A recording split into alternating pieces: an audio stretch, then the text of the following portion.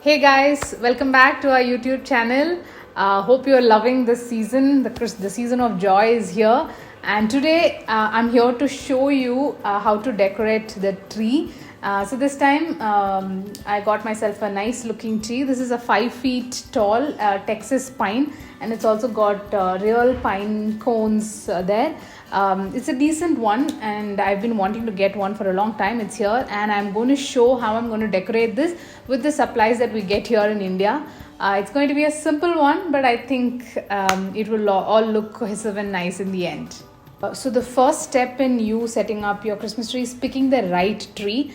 Couple of points to note here is I would recommend you to first measure out or just see your space, how large it is, and your ceiling height as well. So if it's your regular standard 9 to 10 feet ones, you go in for like, I think 8 feet could be like your maximum, otherwise it will look too big, the trees. And also your space. So this is our first floor living, and it is a slightly smaller space, and I felt that a 5 feet would do good. Maybe a 6 feet would have done well, but I thought a 5 feet is good enough. So depending on the space and your ceiling height, you should pick your trees. Now on to adding lights. Remember to pick out warm white LED string lights with dark green or black wires. This is very important as the white wires stand out and take away from your tree decor. And add more lights as much as you want. There's nothing called too much light on the tree. So now we've got our tree and we've got the lights. Like I've shown you, please use dark wired lights, either dark green or black if you can source. And we've just used warm white. All of the lights are in warm white tone.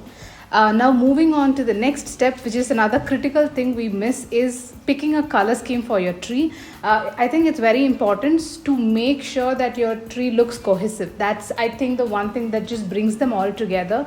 So just ensure to pick one color scheme, and a good way to pick it, stick to a color scheme, is by picking 2 or max 3 colors and have gold. So the one that I'm going for now is gold, silver, whites, and maybe a little bit pop of red.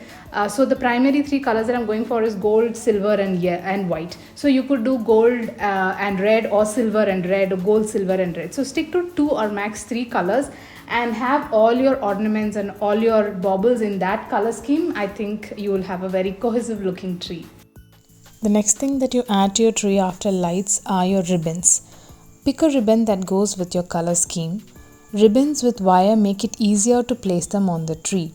You can use them in multiple ways. You can make bows out of them, or form a loop and stick them in random places, or wrap them around like how I've done here. Use tree fillers wisely. I have used the red berries and this floral arrangement that I've made using some dried rice, millet stalks, some golden berries as fillers. Use them in multiple places and place them evenly. They help in filling up blank spaces in your tree, which in turn makes your tree look much fuller. Now on to adding the filler baubles first.